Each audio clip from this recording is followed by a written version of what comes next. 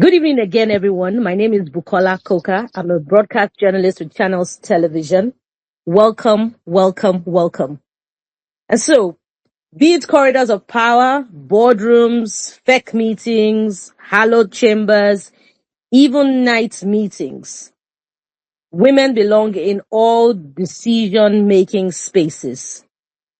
And so, true democracy, justice, fairness, good governance, peace, sustainable development can only be achieved with equal representation. And the route to equal representation in our own unique democracy in our climb is through political party primaries. And this is the essence of today's engagement, aptly titled Update Audits on All Primaries. So this is to scrutinize, if you like, audit, as we've aptly titled it, the just concluded political party primaries across board, from the big parties to the small parties. We're scrutinizing for gender inclusion and asking, aptly, rightly, was there an equal playing field for all aspirants, participants, male or female? Did the political parties walk the talk from their commitments through press conferences and their documented party rules? Did they implement it in action during the actual primary process? And so we have able gentlemen whose activism have stood the test of time, over the years, gentlemen and women, to help us scrutinize the process through their study and the observance of the process. This engagement promises to be brief, brisk, and concise. But first, let's set the ground rules for this engagement. We do not permit any form of derogatory language, any form of insult on anyone, however highly placed or lowly placed. Our speakers are allotted time to speak, and once their time to speak has been exhausted, please permit us, as we've said earlier, it will be brisk. We'll have to mute our speakers once the time permitted has been, exhausted. This is because we're, live on X, and attention span can be very, very minute. And so we want to keep the engagement as much as possible. So once again, let me remind you, no insults, no derogatory language is allowed during this engagement. And if accusations will be made against anyone, especially during contributions, those accusations will be left in the realm of allegations. All right. So let me begin by introducing our very able speakers who have joined us today in this engagement. We have the Executive Director of Invictus Africa, Mrs. Bukola Shonibare. She's one of our speakers. We also have Mr. Aligbe, Mr. Austin Aligbe. He's an activist in the space of gender engagement. Let me just get that very correctly before I conclude. Yes, we have Mr. Austin Aligbe as well, a committed activist on gender equity, democracy, political participation, and electoral integrity. We also have Ms. Cynthia Mbamalu, a human and gender rights activist promoting democracy, youth and women's political inclusion, legislative and policy reforms, and electoral integrity. Those are our speakers for today. Let's begin with the press conference. And to deliver the press conference in today's engagement, we have Mrs. Tom Okewale Shonaya, who is the founder and director, Voice of Women Empowerment Foundation, Women in Politics Forum. Pardon me, let me get that correctly. Yes, we have Mrs. Tom Okewale Shonaya, co-founder and executive director, Voice of Women Empowerment Foundation. She will deliver the press conference before we begin our panel discussion. So over to you, Ma. Thank you very much, Bukola. Thank you. Good evening. Can you hear me? Yes, we can. Thank you very much. Thank you. Thank you very much. So this is a media statement at the X press conference on update of all political parties primaries. Today, Wednesday, 3rd of June, 2026. And this is to President Bola Ahmed Tinubu, GCFR, the 36 state governors, the national chairman of political parties, Independent National Electoral Commission, INEC, and the Nigerian people. Good evening, press, citizens, and defenders of democracy. We speak today as a coalition of women-led movements, CSOs, and citizens alarmed by the outcome of ongoing party primaries. Across all parties, women who bought forms, mobilized voters, met constitutional requirements, and showed competence were pressured to step down through consensus, excluded from screening, or replaced at the last minute through secret deals. This is not democracy. It is gatekeeping institutionalized. And if unchecked, 2027 will deliver worse representation for women than 2023. Nigerian women are 49.5% of Nigeria's 240 million population, yet they hold less than 4% of National Assembly seats, 4.7% of State Assembly seats, 0 governorship seats, and 14 states have 0 women in their State House of Assembly. Nigeria ranks among the worst globally for women's political inclusion, despite being Africa's largest democracy and economy. This gap between policy and practice is indefensible. Nigeria is signatory to CEDAW, ICCPR, Beijing Platform, Maputo Protocol, AU Solemn Declaration, and UNSCR 1325. The National Gender Policy of Nigeria commits to 35% affirmative action. The primaries we have seen so far prove we are not even close. This is our charter of demands. We call on all 36 state governors and national chairmen of all political parties to 1. Publish gender disaggregated data.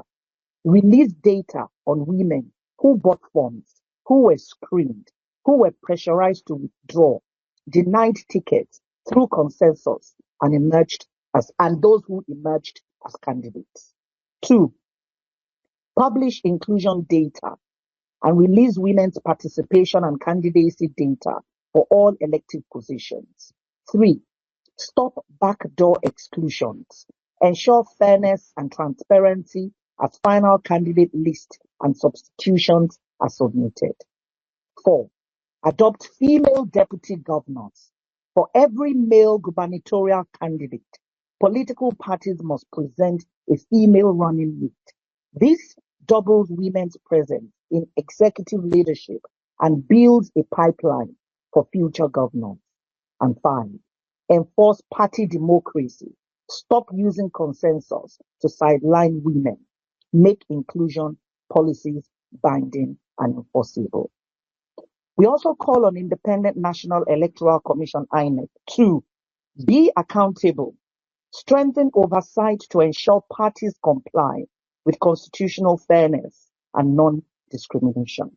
And lastly, we call on the President of the Federal Republic of Nigeria, Bola Ahmed Tinubu, GCFR, to influence the passage of the Special Seats Bill reserved for women before the National Assembly.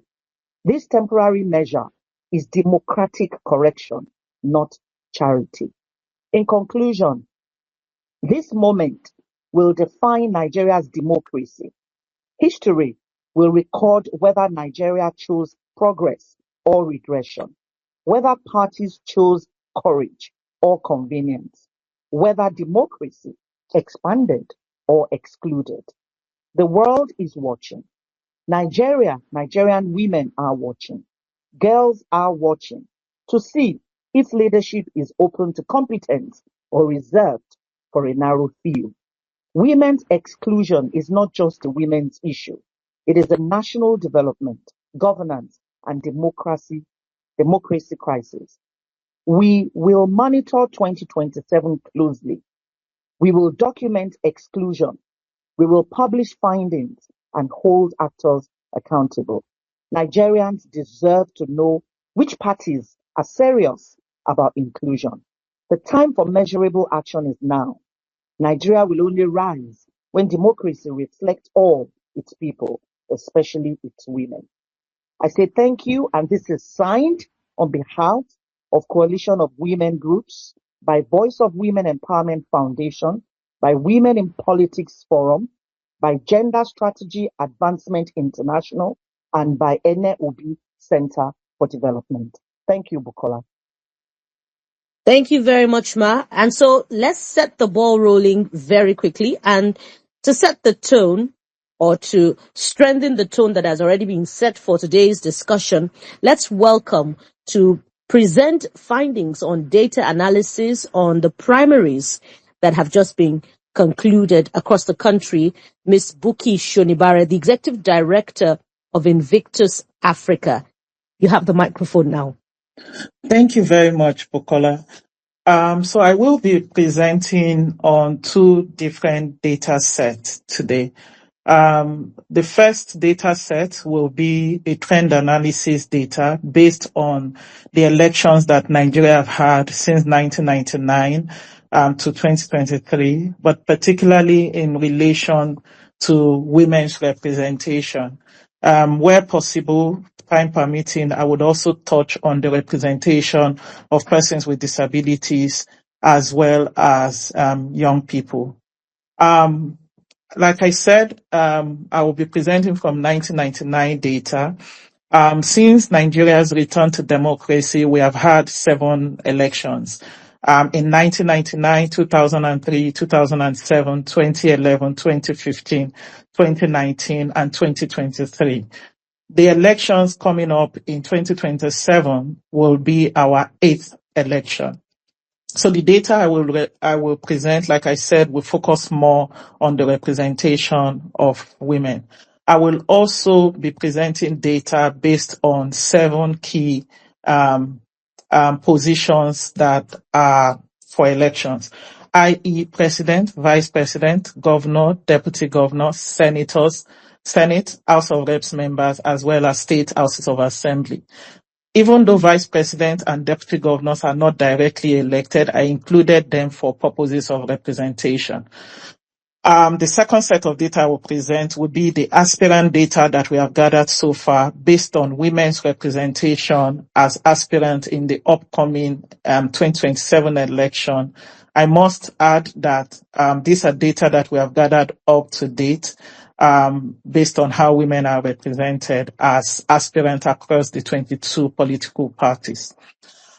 So starting with the 1999 till date, in terms of women as candidates, we've seen the data that we have shows that for presidential position in 2023, we had 5.6%. We don't have data for 1999 because that data the data is not available.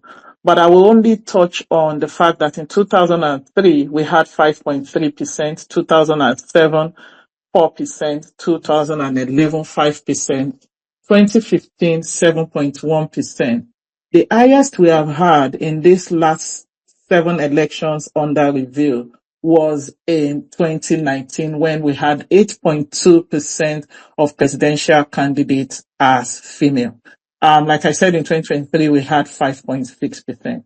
In terms of gubernatorial candidates, we don't have data for 1999 and 2003. And by that, I mean, we don't have validated data. So it's not available on our data set.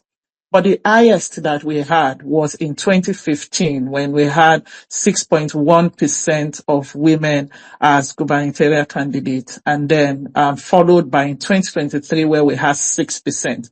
2007, 2011, and 2019, we had 3%, 3.7%, and 2.4% respectively.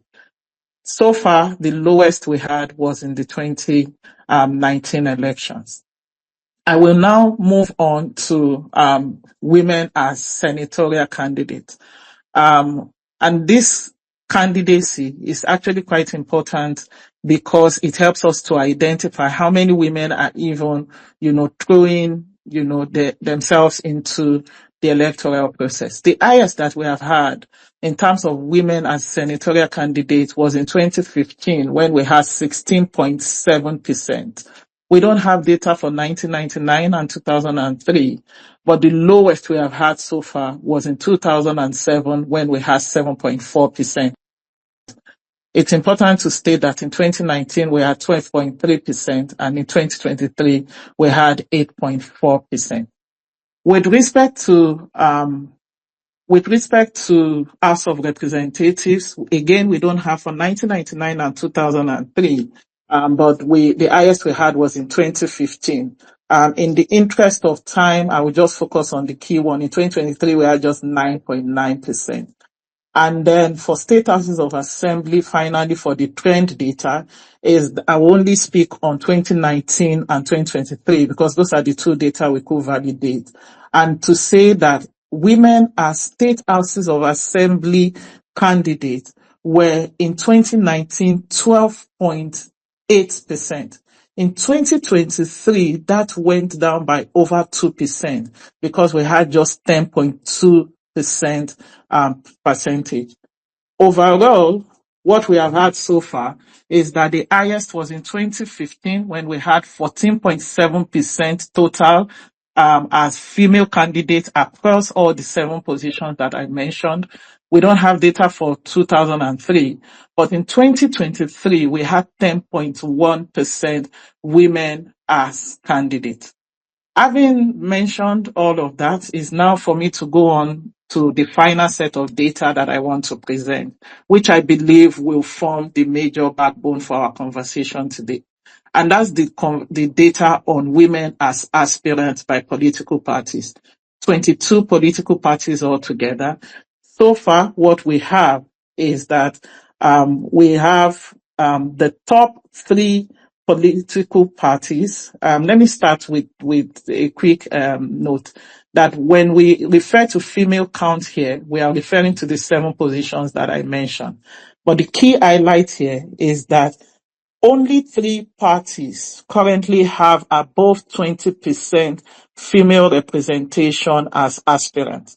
Those parties are number 1, the PDP at 28.2%, YPP at 22.7%, and YP at 20%. I should also state that the lowest, the last 3 positions in terms of women representation as aspirants are first NRM 11.8%, APC at 10.4%, and NNPPP at 0%. Finally, the party that has the highest number of aspirants so far is the APC at 2,008 total of candidates, of aspirants, out of which 1,799 are male and 209 are female, followed by the PDP with total of 1,271 total aspirants. Female are only 358 and male are 913. That's the data that we have currently. Finally, before I go, only 3 out of the 109 Senate members, only 3 women have gotten their ticket back. So it means that if these 3 women actually win their election, it means we will only be having 2.7% representation of women in the Senate in the 2027 cycle. That is if the 3 wins. Thank you very much, and over, Bukola. Thank you very much, my namesake. Very, very compelling data. And just before we move on very quickly, I'd like to request that perhaps you want to make this data available to those of us who would need it after this engagement so that we can continue to use it as reference points in our conversation. And so let's begin the panel discussion now. So much to reflect on from the data that we've had from the beginning of our democracy up until 2023 and 2026 as we head to the next election. Let me remind you that our speakers are Ms. Buki Shonibai, who has spoken just now and presented the analysis. We also have Mr. Austin Aige, an activist on gender equity, and Ms. Cynthia Mbamalu, who is also a human and gender rights advocate promoting democracy. I'd like to start with you, Ms. Mbamalu. From what has been presented so far, what do you believe have been the factors, especially in this just concluded primaries, have been the factors that have excluded the women aspirants in securing the tickets of their political parties? Thank you and good evening. I guess there are several factors. The first is the gap in our electoral acts when it comes to legislating for party primary, mode of party primaries. The new electoral act restricts the party primaries to two modes, that's the direct and the consensus. However, if you read the section on direct, I think that would be around sections 86. It leaves the powers for the guideline of the primaries to the party. So it does not provide in details clear rules and regulations on how the direct party primaries will be conducted. So what happens is it says the party would conduct in line with their guidelines. And what we saw playing out, ordinarily direct primaries should have been a saving grace for marginalized groups, especially women. But the way the parties implemented that, especially when we did not have clear guidelines provided. So parties who had their discretion to design their own models or their own mode, which is what we've seen, that the way the party primaries were designed and conducted closed out the spaces to women. First, as simple as the credibility of the register of members, as simple as the credibility of the screening process of aspirants, because that was the first stage where women were excluded. The screening process was done in such a way that it was quite hostile to women and to aspirants that were not party favorites or the favorites of the party leadership. And then post the screening, the contest itself, we had women that were, some of the female aspirants were forced to step down, and then some of them, their elections are still contested because they believe they won and the results were not were manipulated. And so that for me was a major challenge. The fact that the guidelines was left at the discretion of the party, and that way it made it easier for the process to be manipulated. The second for me was the money factor. The exorbitant fees for nomination has remained a major challenge for women aspirants and women emerging as candidates in the party process. And I think because I'm looking at my time, I'm also looking at the processes where for parties like the All Progressive Congress, for instance, you had the overbearing influence of governors who basically controlled or took over the process in such a way that if you were not in that favorite camp or the favored camp of the governor of a state, for instance, it meant your chances of emerging was slim. And so these factors closed out the space, and we were hoping for parties, the newer or the less like parties like the ADC, for instance, and the PDP or the NDC, some of these other parties, to provide better chances for women to emerge. But even parties that gave 25% discount for nominations, for instance, did not still guarantee that women emerged. And so for me, looking at the data is really low. We are dealing with very poor figure like Buki mentioned. And now from the statement, the next phase is our demands. That regardless of what the process is, there are still women who are contesting the primaries. Is for the parties to review those processes where these women are contesting the primaries, where they are contesting the results of the primaries, and give them fair hearing, so that for those who rightfully won their processes and were forced to either step down or the results manipulated, that their names be reinstated in the candidates list to be submitted, because that is still an opportunity for women emergence. And I think the second point is the demands that parties consider women as running mates for governorship candidates, and for those women that have emerged in the other parties, the parties provide their structures to support those women to contest in their constituencies. Because I think at this point that's what we need to start doing. But it's unfortunate that this is where we are, because the system itself was designed in a way that it excluded women from the point of nomination through the screening and then the contestation during the party primaries. And that is not democracy for me. This was a party primaries process that was bought by the highest bidder. It was bought by the power structures, and it lacked every sense of democratic practice and principles. Thank you for providing an exhaustive outlook to what transpired during the primaries. As a matter of fact, you were already running into where we supposed to be the destination, which would be recommendations. And we'll get to that and look at that exhaustively. Let me get to you very quickly, Mr. Igbe. Perhaps you have alternative views or you want to add to what Cynthia has said.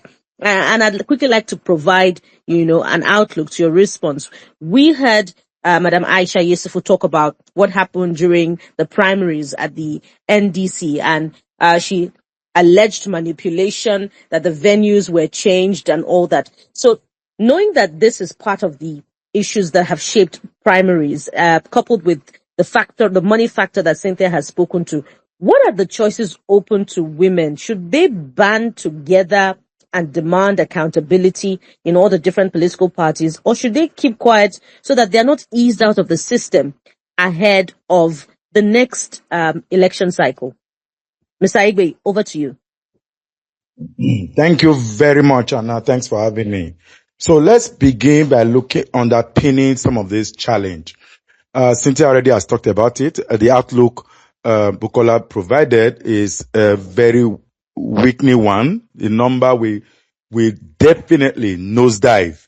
We started complaining of nosediving of number of women for too long, and it's becoming like a tradition. So let me take it one after the other.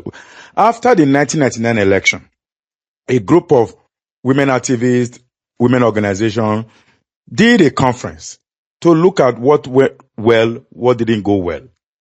And in that conference, I had opined that the solution to the dwindling number of women in political participation will not be training of women, will not be money, will not be patriarchy, will not be anything. It will be the law. That the law is the absolute.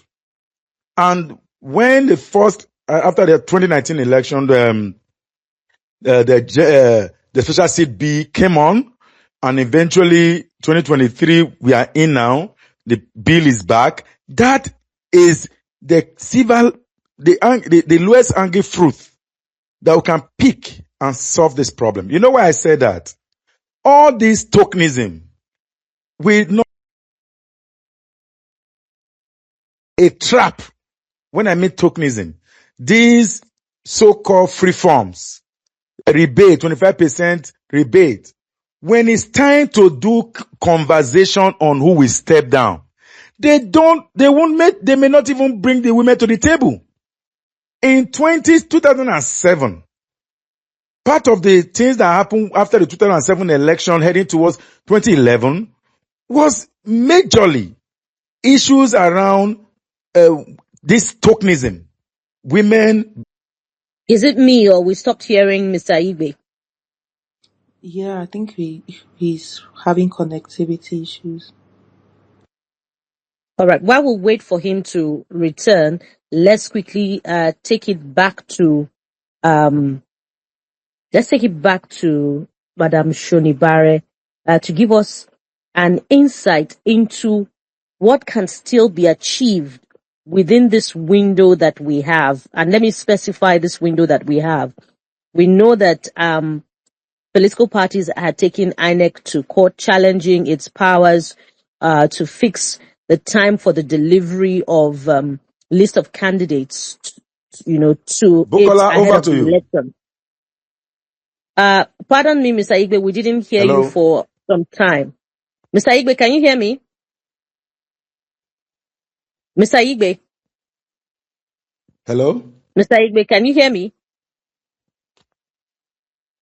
It appears to be Mr. Igbe's network that is the challenge. Bukola, you can continue. Bukola, continue. We would contact Mr. Igbe privately. Please continue. All Thank right. you. So this appears to be his network. So let's continue. I was talking about the parties having a political party having challenged INEC's powers based on Section 29 of the Electoral Act, which provides that INEC should deliver list of candidates ahead of the election 120 days to that time. So it appears that there's a window, even though INEC has now appealed that particular legislation. So what are the options open to women aspirants at this time? Because we've seen that some male aspirants are defecting, using that opportunity to defect. So what are the options open? Should they join the bandwagon of defection, giving the conundrum, the legal conundrum that we have? Are they going to run into troubled waters after the matter has been decided? So give us clarity. I'm bringing this to you, Ms. Shonibare. Thank you very much, Bukola. I would say that there is one major thing that can still be done, and that's political will. And by political will, I'm not referring to just the political leadership that we have in Nigeria, i.e., first, the ruling party. Every contribution we make here is not to slap any particular political party. But if you look at the data that I presented, the APC has 10.4%. Oftentimes, political parties that are not necessarily the ruling ones, look at the ruling ones, the one that is currently ruling, to say, okay, this is the direction that we want to go. If the ruling party is showing leadership to say that we are intentionally going to increase women's representation. So from our party, being the ruling party, the daddy party that is currently in power, we are showing that other parties will, take a cue from that. So I'm talking about political will first starting from the political party level, which is first the ruling party. The second angle of political party level are the leadership of the 21 other political parties that we have in Nigeria. It's one thing for you to have policies in place, party policies in place to say we are giving women permission, we are giving women chance. In fact, our nomination forms are free and all of that. If the godfathers and godmothers and god ancestors in those parties are not intentionally pushing women to go forward, women are not going to go anywhere. That's the second one. The third and the final one would be INEC. It's unfortunate that a lot of the policies we have on women's representation end up on just papers. If INEC says that, yes, you still have 120 days, but make sure that in submitting this 120, your names that you are putting forward, if INEC says make sure that at least 35% are women, political parties will fall in line. That will be my submission. Thank you, and over. Indeed. That's also supposing that INEC is truly independent and there are no buttons pressed behind, closed doors. I'd very much like to know your views as well, Cynthia, to this particular question. Is it incumbent on the political parties to amend their rules or to provide a bit more leniency, or there should be legislation from the document itself? Cynthia, over to you.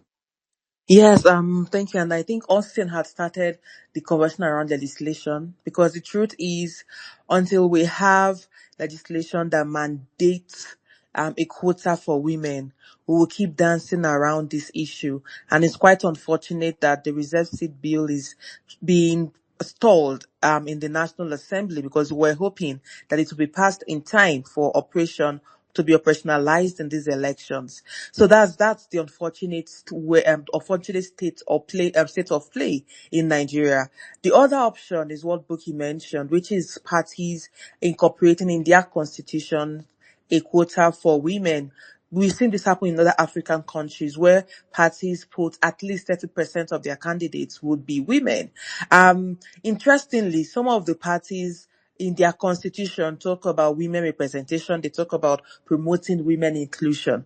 Almost all the parties, but they've never provided they've never provided a section in their constitution that mandates a quota for women, and that should be another angle for advocacy, that we need parties to ensure in their constitution, and it's part of their rules, that women will be given at least 30% representation in in the candidate selection process, beyond subsidies in pattern of candidate nomination fees, because like was mentioned, those subsidies are like the devil's gift. They give you the right, take it to the left. Most times when they subsidize costs, women are not given the opportunity. However, in the window that we exist in, because now we're already in the season of elections, the opportunities now, because what exists at the moment is for the Electoral Commission, one, to publish the reports of the party primaries. They observe party primaries, and they have the powers to monitor party primaries, actually. And I think it's time they actually release those reports so that we can also identify how parties manipulated the systems that kept women out. That's the first one. And the Electoral Commission also has the powers to reject reports, especially where the parties did not abide to their guidelines or did not work in line with the electorate and the conduct of the primaries. The other, for me, is the internal review of the process.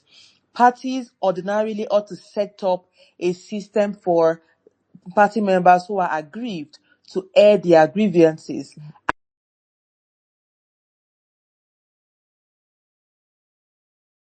Profusely for that break in transmission was due to circumstances beyond our control. However, we're back now, and very quickly, let us continue. We hope that everyone else who was on the live X space will join the conversation.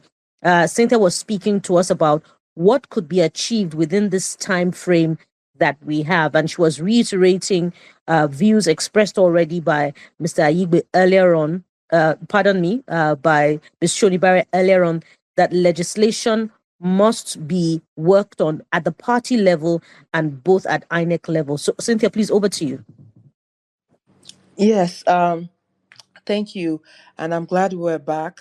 And so, for me, at this point, what can be done is for the candidates, or rather the aspirants who are aggrieved, to actually engage their party system, because all the parties are supposed to set up an internal review system for the processes. My only worry is I do not believe that there is a level of, I do not think there is some sincerity of purpose amongst the party leadership, because it seemed like this was what they wanted with the way the primaries were conducted. And so if there is a window for aggrieved women to move to other platforms, then they can explore that, because I still believe that there's an opportunity to move, even if they are less popular platforms, but you can move there and build your popularity ahead of the elections. Because at these elections, as it's going, already the process in itself raises major questions because of how the primaries were conducted. But I do believe that the Electoral Commission can have has an important role to play. We want to find out, INEC deploys monitors across board. What is your report on the party primaries conducted? And because INEC has a gender policy, we're also expecting that gender disaggregation of data and a gender sensitive reporting to highlight what went on across the party primaries conducted that they monitored, because that's all they can do at the moment. Unfortunately, INEC cannot mandate parties at this moment to submit names of women, because we don't have an enabling legislature to mandate that.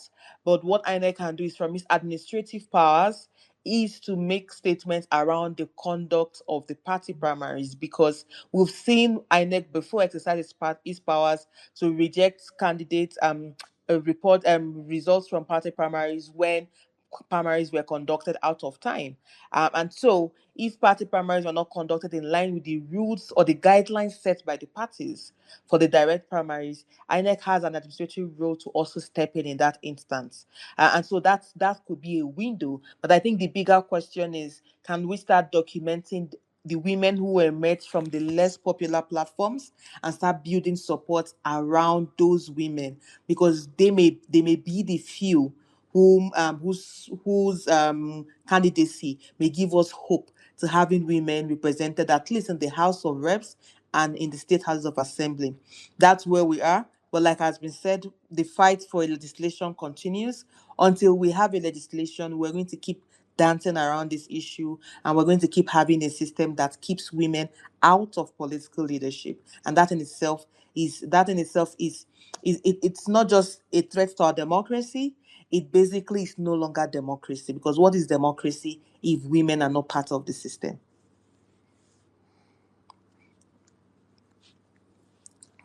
Thank you. Yes, thank you very, very much, Cynthia. It appears as if we have very good and prim and proper gender rights advocates here. I hear no advocacy for women to defect. This is your time to defect. Oh, I wonder no, that. no, but I mentioned that. I said for the women that want to, even though they are less popular platforms, I think that they have an opportunity to also move. And you can build support around you, even if you're running on a less popular platform. We've had instances where in previous elections where there were candidates who won on platforms that were not so popular, but because they built grassroots support, their popularity was what made their platforms popular. And so we most times there's a lot of focus on APC and then maybe the PDP and then ADC and the NDC now. But like Buki mentioned, there's other parties who are contesting in this election. So if we have over 20 parties, for instance, I do believe that sometimes you need to get radical, identify which other platform would give you the ticket, and then build your support from your grassroots, from your constituency, and push to contest even against the ruling parties in those locations. We've seen some changes happen before. There've been outlier candidates who won, who were not running on the platforms of the ruling party, but they won Mhm. against the ruling party because they built grassroots mobilization and they made their platform and their name more popular than even the ruling party in their communities. So it's Mm. possible, but it will take a lot of work.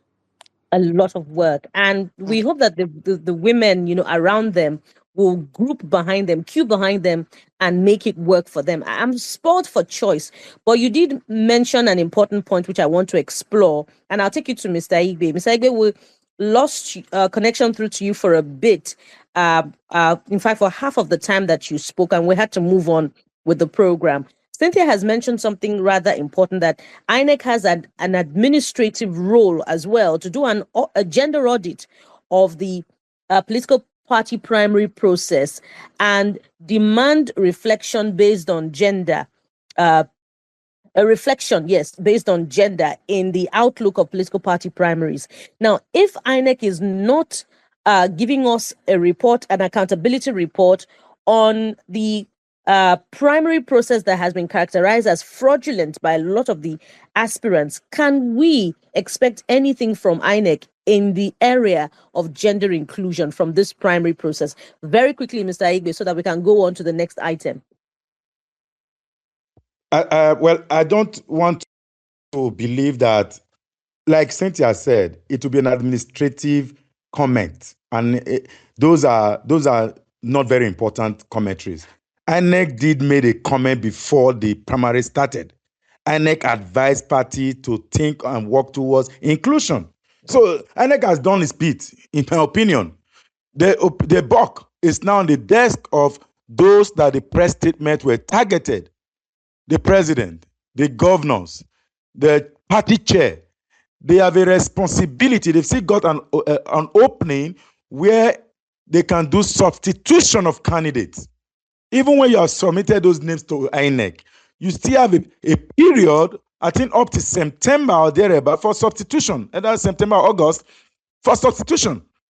To say, no, our party has not done well with representation. Our party has not done well with inclusion. What do we do? Substitution Yes, is it's legal. backed by the law. In fact, it's on the it is on the timeline. It's on INEC timeline. So it's allowed. It's a law. It's required. It's a law. Parties can substitute. We've had cases of substitution before. Go ahead, sir.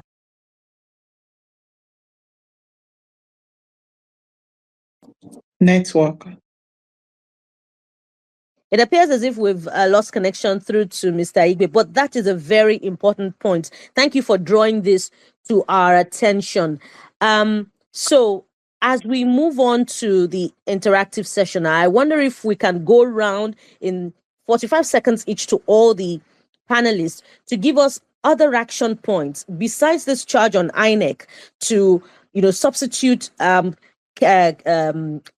on political parties rather to substitute candidates that have already made it and secured tickets with female aspirants such that we can achieve this quota that we're demanding for. Besides that, what are the other action points that can be deployed during this time frame window that we have? Because according to the analysis provided by Ms. Shonibare, if we head to this polls with the number of candidates that we have, perhaps we'll be looking at only 2.7% of women representation in parliament and in other elective posts, and that is very dismal. So I'll begin with Ms. Shonibare on this one while we wait to reconnect with Mr. Igbe. You have 60 seconds, please. My answer will be advocacy. And advocacy means speaking up. Advocacy means identifying the issues. Advocacy means people who are experiencing exclusion are actually coming out to share their stories and share their experiences. Advocacy also means that those of us who have the data, those of us who have the voice, those of us who have the information, those of us who have the access, that we are speaking up. We need to keep just talking about it until it gets to the ears of those who have the political power. And then I would also say maybe it is time for us to begin to review the toothlessness of INEC. There is no point if we have an umpire like that. If they are just to be conducting elections, let's know that is what they are doing. But to say that election that is not inclusive, maybe they need to also have a bit of power to say if your list is not meeting this inclusive standard, then you are not going to be on the ballot, something like that. So we need to further give INEC that power, not just make statements, or otherwise they become one of those other entities that we have that only make statements and they don't have any power to back it up. Thank you, and over. Thank you very much. So let's quickly go to contributions now because our time is fast spent so that we can give opportunities for others to participate and make contributions. So the floor is now open for contributions. Please keep it short and simple so that we can take as many contributions as possible. Okola, Ebere is there. We sent you a message. Ebere is there. Ene is there. Bossa Dehogan is there. They are already speakers. All right. So I'll begin with Mrs. George Ogan. Please go ahead. Thank you very much, and good evening, everyone. Thank you so much, the Voice of Women, for making space, and to our speakers for the insight. It has been very insightful. I want to start by acknowledging what many of us are feeling. I mean, as women who put ourselves forward to run and as stakeholders who are committed to increasing women's political participation and representation, many of us are disheartened, to say the least, by the outcomes of these primaries. And hearing the numbers today was horrendous. And the thought of those numbers going down is really scary. But tonight, to be honest, I choose to focus on the future. And the question that keeps me up at night is how do we turn our numbers into power? Because as we know, we are half the population. And oftentimes, when you look at the voters register and in terms of who votes, is often women. So how do we turn those numbers into political power, economic power, institutional power, and narrative power? These are the questions that I think about. All right. And how we leverage technology to build the pipelines, platforms, funding mechanisms, right? And leadership pathways that will make women's political leadership inevitable. I really think that we need to start thinking about this seriously and on a large scale. The final thing I would say is we really do need that bill. And I know we've tried, and I know I don't know what else we need to do, but we need that bill. But in focusing on the future, I really, really believe that there's something we can do to build power in a way that the next election cycle, we're hopefully not having the same conversation, but shaping the outcomes. Thank you very much.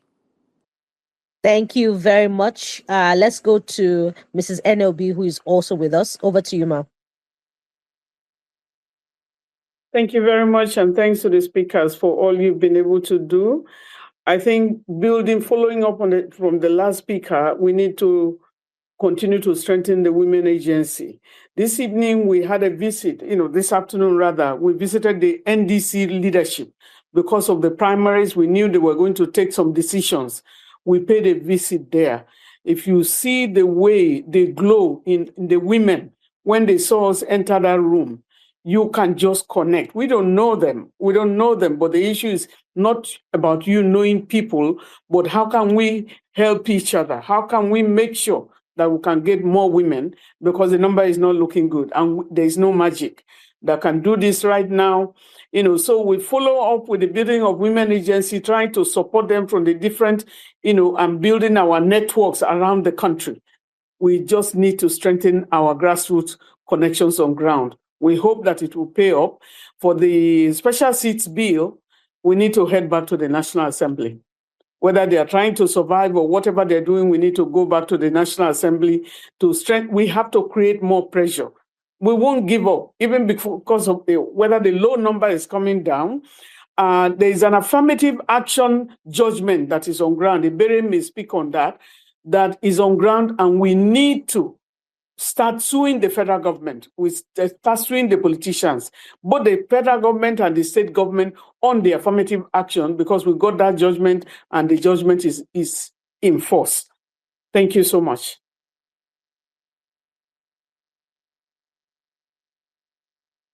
Thank you, Ma. We have time for just one more speaker, and I'll take this to Madam Iberi. Please go ahead, Ma. Okay, good evening, everyone, and thank you for this wonderful conversation. I hope we'll be able to, keep the pressure on. It's been a difficult time for us, considering the enormous work we have all done to ensure that we have more women participate or more women candidates, but it's not looking that we have done enough. So, like Ernest said, today we were at the NDC. We got hint that they were having their NEC meeting, and on the agenda was to adopt the primaries and then their candidates. So we felt it would have been a good time to reach out to them. They gave us audience, the chairman, the secretary, and other leadership, and we explained our situation and then requested that NDC be able to, make a difference. Yes, they have, given tickets, like from what they told us, to women. But we were somehow concerned about the FCT primaries that didn't really take place. But, we can't delve into internal party processes. But we just needed to say that, look, NDC should be able to give women, tickets to contest. That being said, I'm happy the way, the conversation's been going. I want to talk about what Cynthia said about INEC and then the political parties and their constitutions and manifestos. I've long been saying that it's time for INEC to hold political parties accountable. They can't, register from an association to a political party, submitting their constitution and their manifesto. And on every party constitution and manifesto, you will see that they have affirmative action principle. And so if it's in their constitution, INEC should be able to say, look, we have your constitution with us. So you have to live up to your constitution. There has to be sanction. When you give a document that built your party from moving you from an association to a political party, you should be held accountable. That also is also taking us back to, taking me now back to what Ernest said, considering the affirmative action judgment. Yes, I think we have to, because that's what the law is. There is no appeal against that law. But when we are doing all this, let us also focus on violence against women. I've had some of my young girls, have issues with online violence against them. And we have also had a report from one of our distinguished senators of being physically assaulted. We have issued statements on that, but that's not enough. I think we should, as a group, also write to the IG of police. If the person or the persons that attacked her, that, they are persons seen and identified, we have to follow up to see that those people, are prosecuted. When these things are done, people will begin to be afraid of hitting women, because this is a season, a new season that is up now, and we're going to experience more violence against women until they see that, one is held accountable. This will not reduce. But for me, again, I will say that we'll have to also begin to look at what Austin explained to us about substitution. Is also an avenue for us to bring in more women. Most parties, from our understanding, quickly rushed, the process because of the timeline. But I also know, as a former party person, that there's always room for substitution. So at that point, they will be able to substitute those candidates that they feel, they needed to just put in, so that they will meet up with the timeline. So it's also an avenue for us to begin a new conversation with them. And it's important that we all agree, work together, begin to visit some of them. At least the major parties will not be able to do 22 This space was downloaded via spacesdown.com. Visit to download your spaces today. political parties, but let's visit the major political parties and then reach out to others through IPAC.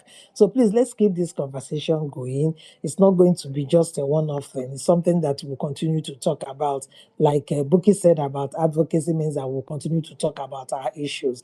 So from now till the time that there will be proper elections, we'll have to continue, putting pressure and let the advocacy go on. So I'm very grateful for this opportunity. And I like what we're doing. Thank you. Thank you so much, ma'am. And as we custom, perhaps it would be remiss of us not to also capture this in the conversation.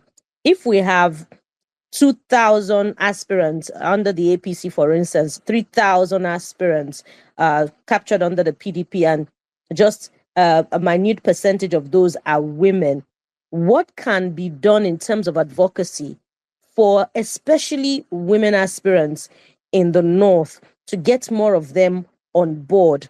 Should we begin to talk about also using spouses, and getting them on board to become he for she's that will encourage more women, especially in the North, because of religion, culture, and all of that? I'd like to bring this to Mr. Igbe. I hope your network will be better this time. And please, 60 seconds. That was violence against men. So quick one is that work has already been done. I believe you can hear me, right? Can you hear me? Yes, I can hear you. Hello, can you hear me? All right, just want to be sure, because I was hearing you earlier when you told me I couldn't hear you. So quick one is that there's a lot of work that has been done. At some point, we thought women in the North are not participating. Well, it became like a myth. More women in the North are actually showing up. We were at the verge of getting a first female governor in 2 states, and those 2 states were in another state, Taraba and Adamawa. So we need to just continue to put them out. The moment those women are there, we sell them, we put them out and do some kind of amplify their profiling, and very quickly as that. But what I think we can do ahead of the 2027 election, part of my recommendation, which I think maybe let's keep this conversation as already suggested. Let's have the next meeting on a date from this meeting, that the next conversation we hope we hold in a month time or in 2 weeks time. So as we begin to provide updates, since it's an update session, we begin to provide updates and begin to push those agendas to the table. And probably as we begin to do that, there's something they usually call what's trending. If this gets on the trend, it will go on traditional media. Once it goes on traditional media, it goes to the print media. So we escalate this conversation just from just small talk. It is not really small. It pushed up to an agenda setting. And that is where I think we should move towards. Thank you. Thank you very much, sir. Let me take this to Ms. Shonibare. You provided us the data analytics. From what your study, did you see many more women come out as aspirants in the North? Because we need representation there as much as in every other region of the country. And what can be done in terms of advocacy to encourage more women aspirants? Thank you. We are actually currently disaggregating by state and geopolitical zone. So I don't have the exact data. We couldn't get it ready before today, but we will. And before we have the next conversation, it would have been ready, publicized, and we can refer to it. But in terms of what can be done, I really like what Auntie Ebere said and Auntie Ene said in terms of visiting the political parties, making a case for women so that they know that this is not just something that we're just shouting about, that there are people, women who are gatekeepers, and not just women, having that team of delegation, going around to visit. Personally, I think that we are overripe for constitutionalizing women's representation. I just want to drop that. I know it's a huge conversation. So the reserve seat bill, hoping that it passes, but we must also get to the point where we keep pushing for it to be constitutionalized. Finally, I just want to leave us with just some numbers for us to think about. In the 2023 cycle, we had 0% female representation for president, 0% vice president. That is 0 out of 1 for president, 0 out of 1 for vice president.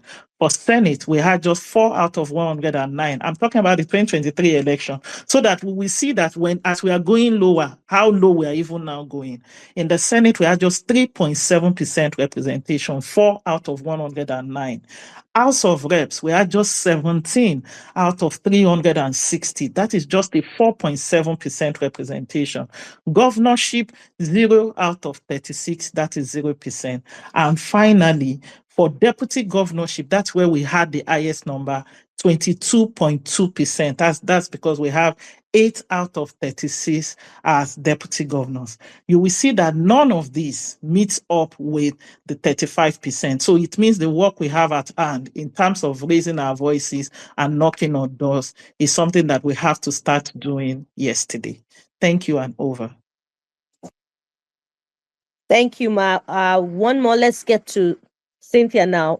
When we speak with party leadership and we demand gender inclusion in representation, either in appointive positions or especially amid this advocacy for special seats for women, some of what we hear when we say, what can we learn from Rwanda, for instance? Some of what we hear is that Rwanda does not practice simple majority system, and their own system is unique. The way they have achieved their representation, the record number of women representation in their parliament is unique. What are the prepared answers as women advocates that we should be having for members of this party leadership, and how do we get them on board to become advocates for women as well? Cynthia, that's for you. This is usually a tough question because the truth is, the members of our National Assembly, they know what is right to be done.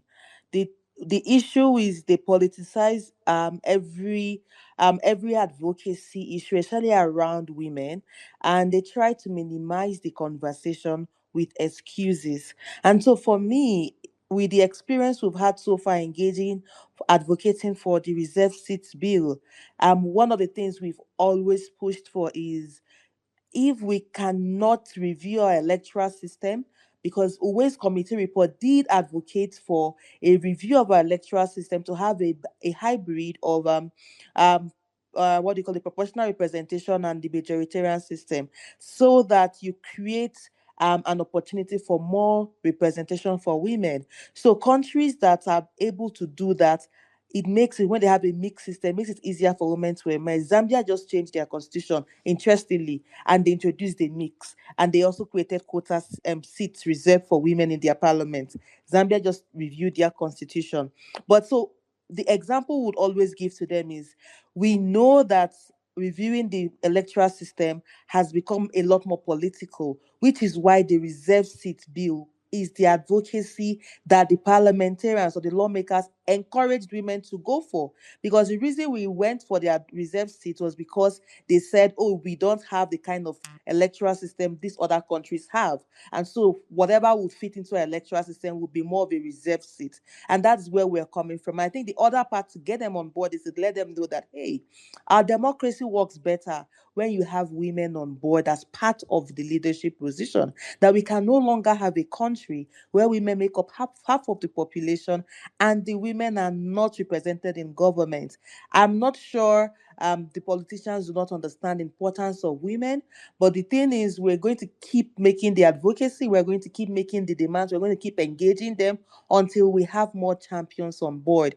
And the women group, there's a lot of work going on, that's the truth. But we need more support from Nigerians, from youth groups, from the private sector. We need to make this a national conversation. That is the only way the political class will take us seriously. And I actually hope that younger people can come on board because that pressure is needed to make the National Assembly, especially, take this seriously. But my final words would be ahead of the elections, all hope is not lost. We still have parties ordinarily substitute candidates, and like Austin mentioned, they do this for male members of their parties.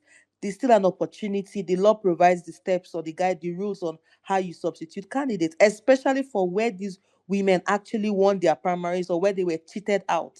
Let those concessions be made for some of these women. And then for the other women who have opportunities to move to other parties, let them do so. And let's see how we can project or amplify the few women who finally emerge once the process is concluded ahead of the elections. All hope is not lost, but we'll keep advocating, we'll keep making the noise, and we'll keep engaging the political parties because I think that is just what we can do at the moment until we get our laws reviewed and amended.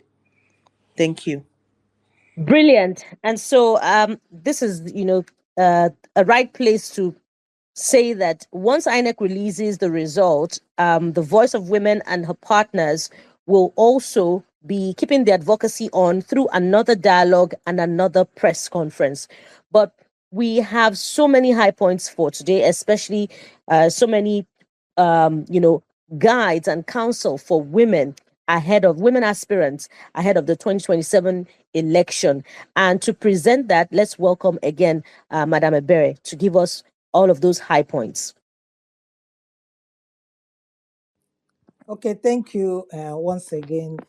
Before I do the high points, I will always, also say that it's important for us to plan towards occupying the National Assembly, for us to get the special seats passed. This is important. There's still time.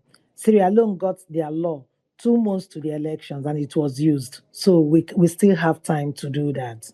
Thank you. And then let me go to the recommendations. Number one, we call on all 36 state governors and national party chairmen to publish gender disaggregated data on women who bought forms, who were screened, who withdrew, and the women that they denied tickets and or women that emerged as candidates. We also talked about, recommended that they publish full inclusion data on women's participation across all elective positions. Number three, stop every backdoor exclusions and ensure transparency in final candidate lists and substitutions. 4, adopt female deputy governorship candidates for all male gubernatorial flag bearers to strengthen women's executive representation.